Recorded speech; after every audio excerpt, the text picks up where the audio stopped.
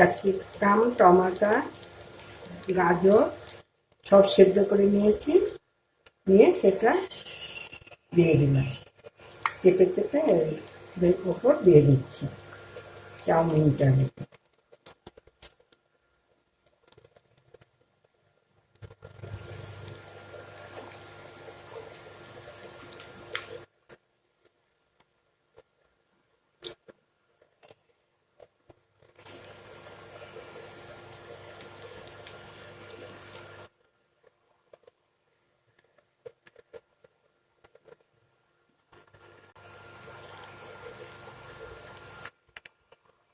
সমস্ত গায়ে দিয়ে তারপর চেপে চেপে ওটাকে সমান করে দিচ্ছি। সবজিগুলোকে চাউমিনের ওপর সমান করে বসিয়ে দিচ্ছি।